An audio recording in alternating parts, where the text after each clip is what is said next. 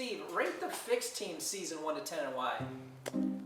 You know, I think we had a pretty solid year, so I'm going to give it a 9, just because there were some good mature deer being killed. I'm gonna say 9.5. A lot of animals were killed and a lot of people had success. 9. I think it's a great season. I think a lot of people had a lot of success. I think it was a great season. It was a great season all around. Everybody was safe. We had a lot of fun. A lot of beautiful animals were harvested. A lot of great video. Getting the kids involved, right? Getting those kids involved. Yeah, it was just a lot of fun. So definitely a 10. No one got hurt, and we made it through a nightmare of 2020 that everybody's going to remember forever. I feel like we're growing our team, and most importantly, I think growing the Fix family, which I really enjoy seeing. Yeah, good year. I say it's a 10. It's a 10 to pull off what we do every single year with all of us, all the guys and gals. We all have jobs, right? We all farm as much as we can. We hunt as much as we can. We manage our time with our families. It's a 10 for me. Another Fix season is wrapping up. And looking back, it's safe to say that everybody on the team had a great year. My first bear. I mean, everyone just killed it out there. I got my first mule deer. It was another... Philip, the team did really good, but not everyone did so great. No? Well, yeah, he doesn't really like it when we talk about it, but, yeah, Jesse didn't get a kill this year. Oh, well, they all did so well, I didn't even notice Jesse. Really? He's hard to miss. But anyway, can we word that a little different? Oh, sure can. The 2020 season for the Fix team was nothing short of fantastic. It was just... Philip, sorry to interrupt again, but he's here now. Oh, he's there? Yeah, he wants to explain. Oh, okay. I have time. Let's hear it. Okay, well, I started into my season, and I loaded my backhoe up, and I put it in the back of the truck, and I drove around on a bunch of different hunts, and then when I got there, I'd just push on the throttle. I'd ride all the way up into the stand, and then I'd just lay my bike down by a tree, and I'd climb up in there, and I'd hook myself into safety harness. So I sat there for like 14, 15 hours every single day for like 257 days, and I didn't kill anything.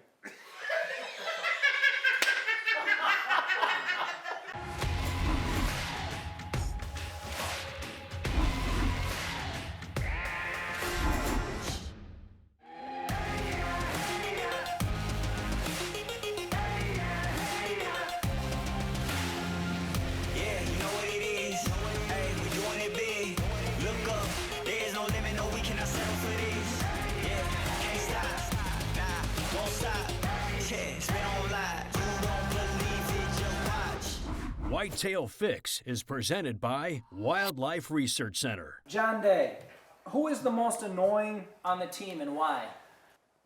Well, with all due respect, Jesse Fullwider. Jesse Fullwider. He's always busting somebody's chops. Jesse Fullwider. This should be unanimous across the board that it is absolutely me. I'm outspoken and opinionated, and it's gotten me in trouble with friends and work, and mostly at home. Jesse Fullwider is a guy that likes to dish it out, but he's also a good sport about taking the flack when it flies back at him. He's the one who keeps this team young in spirit and childlike in play, but the people that know him best behind the camera know that he has a big heart, and when it comes to his family, the guy turns into a big pile of mush. The highlight of my season and my goal that I remember talking about from last year is going to be getting my son Sutton out to get him a deer harvested. And the kid's been so patient. He's into athletics and he still plays all 3 sports. So he can almost never hunt because of a practice or a game. So he's been pretty limited even though he's in his 3rd year hunting. It's quite typical and wise for teens to be more focused on academics and sports than hunting. Even when coming from a hunting family, this can be heartbreaking for a father. But Jesse understands that education and things his kids will never experience again, like school sports, come first and hunting comes second. My goal going into every year is to try to get him a deer harvested because he's the only one of my 3 boys that I have that has any interest in the outdoors. The other 2 just care about chicks and basketball. Oh yeah, along with academics and sports, we forgot to mention chicks. With chicks involved, hunting will pretty much be on the back burner for the foreseeable future. But Jesse is more than thankful to have one son still interested in making an effort. My kid, he had killed his first turkey, so now he's locked in and he's focused and he understands how exciting it can be to be out and enjoying the outdoors and harvesting animals. So the positive side for COVID was they ended up with e-learning days. That's one way to take a negative situation like the pandemic and lockdowns and turn it into something positive. The kids were learning from home and their sports were limited, so it was time for Jesse and Sutton to take advantage of the extra free time. And I'm thinking, surely, Dad, you can finally get this done and get this kid a deer. We go to our best farm that I know, we're gonna see some deer. I mean, I just wanna make sure that we get into the right spot to give him the best opportunity with a muzzleloader to get a shot within 120, 130 yards that we practice at, that I know that he can make that good ethical shot. Well, here we are in season 9 of Whitetail Fix. We are in the first week of Indiana's gun season. Sutton had the benefit of an e-learning day, so we're out here trying to e-learn how to get our whitetail fix. Jesse has waited a long time for this moment, and with him not getting a kill this season, it'll make it that much sweeter for him when his son takes one down. The does start to roll out, and we decide that we are not going to be picky. Sutton knew his dad wanted him to get his first deer, and he knew the family needed meat for the freezer. So when this known doe walked in range, it was decided there wouldn't be any waiting. This was the one.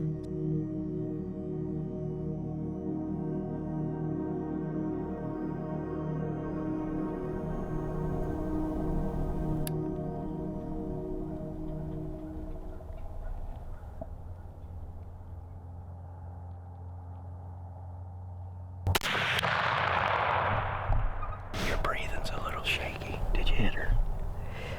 I definitely hit her. You definitely hit her? Oh, yeah. She ran pretty hard like you hit her. You see how she didn't get bound off with her tail up? Yeah, baby. We're hoping that that is Sutton's first deer. I heard some crashing over there. I don't know whether that was leaves, but she was definitely motoring out here like you like to see him, so. Sutton is pretty sure he put a good shot on this deer, and we're pretty sure his father is probably more excited than he is. Oh my goodness, finally. After 4 years of this kid deer hunting, we finally put a tag on a giant doe that John and I have a bonus that she is gone from the farm. I feel like I finally had some success as dad. Now with Sutton's success, not only does Jesse feel complete inside, but he can rest easy knowing his family will have some meat in the freezer. Sutton's first deer. It's been 3 years, but he can only go about 2 or 3 times a year because of football and basketball. So he had an e-learning day today. So he is out e-learning how to get his whitetail fix. No kidding.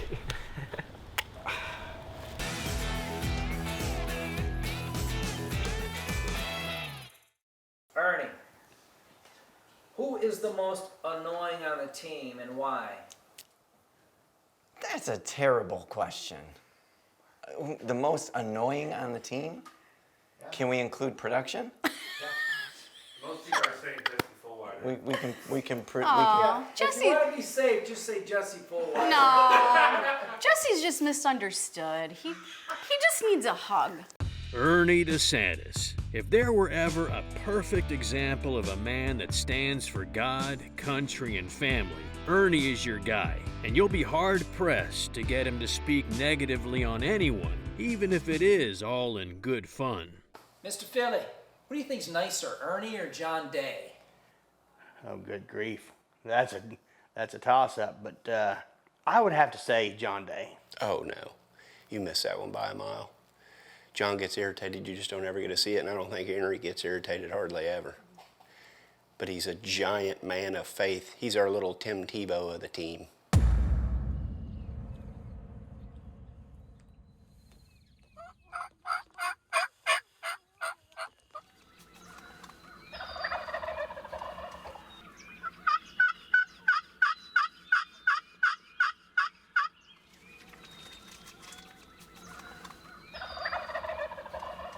Moments like this are a big part of the reason Ernie loves to hunt, and to share moments like this with his son Tino brings on emotions that words cannot define. To his ears, it's like Mother Nature's symphony. Now, Ernie is a teacher by trade, and hunting allows him to show his children many aspects of life through the sport. Things such as patience, hard work, love of the outdoors, responsibility, conservation, and family bonding, to name just a few. But there's one other benefit many people neglect to acknowledge as good medicine, and that is humility. After missing on this shot, Tino's humility was surely tested. You just gotta, you learn from your mistakes and just gotta keep going. Get back at it. Good for you, buddy. To quote from the great book, God is opposed to the proud, but gives grace to the humble. Words like this ring true in everyday life as well as in hunting. Tino remained humble, and soon enough, redemption was his. I'm really proud of you, bud. You did all the things right. I'm super proud of you. Come here. I love you. Love you. God bless you.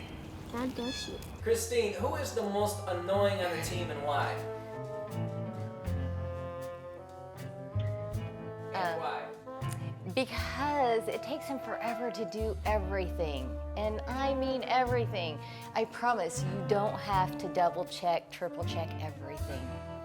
I don't get it wrong very often. I don't know. That's a tough one. I'm going to say the guy staring at me right now, making me very uncomfortable. Jose may be uncomfortable with Steve Philly and his stare of death in this moment, but there's another guy on this team that everyone was staring at for his stellar season, and that is John Day. I mean, yeah, I harvested my animals, but the one thing that was bugging me the most was I didn't get my little girl a deer and wasn't hunting with her, and she hadn't harvested a deer.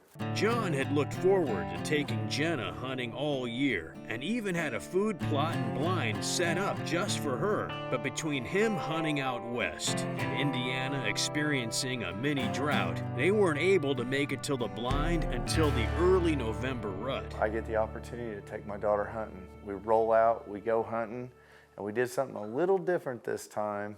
And what'd we do, Jenna? We put out Chainsaw Brian's Premium Doe Estrus.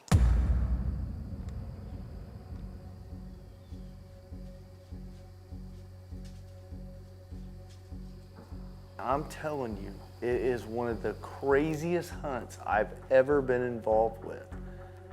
Here comes a buck. What'd you do, Jenna? It was too small.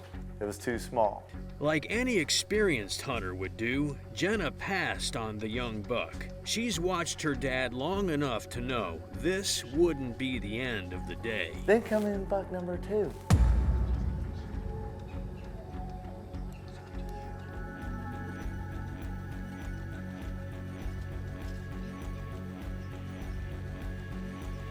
What'd you do, Jenna? I passed it up. Wasn't big enough. She's 12 years old, folks. Killed one deer, and she's passing up 6 pointers. And I asked her, I said, why didn't you shoot that? She goes, because I don't know if I'd been happy with it. Well, that's awesome. To me right there, successful hunt, whether we go home without a deer or not. This little girl is impressing the heck out of her dad with the passes she's making. It's always a risk to pass on easy prey, but with high risk comes high reward.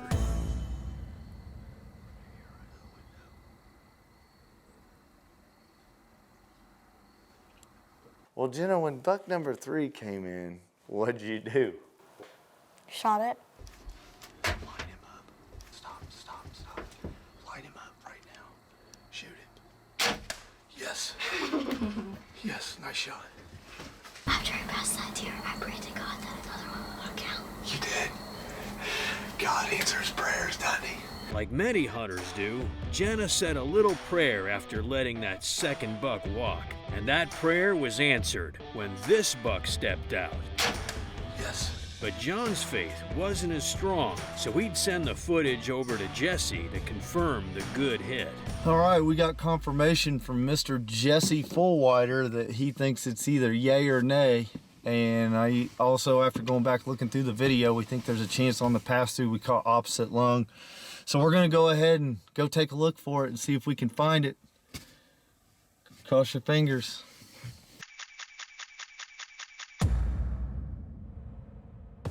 It was confirmed that Jenna did in fact make a good shot, and she's proud to go recover a very nice buck. But no one on God's green earth could be more proud than her father. That was one of the most exhilarating feelings. Proud father. It was amazing because she had the respect for the animals, and she passed, and she took what she would be happy with. And to me, season's over. I'm good. That's all I needed. Now with her second buck, we can see she's following in his footsteps and will continue to get her fix for many years to come. I'm really proud of this young lady. Not only did she make a perfect double lung shot with this 10-point crossbow, she also had the patience to not shoot and just shoot a random buck just because it was a buck. She knew that she wasn't going to be happy with it, so she went ahead and passed on it. The buck left, and then all of a sudden the other two bucks left, but they were going crazy. We sprayed some wildlife research, golden doe out in front of the stand, and bucks were just rolling in. They were on top of us, circling the blind, everything, and the last 20 minutes of light, this dude rolls up on the set. I bleeded him back, and he rolled right out in front of us, and she put a good shot on him. Congratulations. Whether it's getting meat for the freezer, learning a life lesson, or just making Dad proud, keep teaching the young ones about the joys, pains, and extraordinary lessons of this great sport. And this is a result, and it's a happy dad, very happy dad. And what an experience, man. Get your kids out, take them out in the outdoors, let them experience things like this. It'll last a lifetime, the memories. Whitetail Fix is presented by Wildlife Research Center.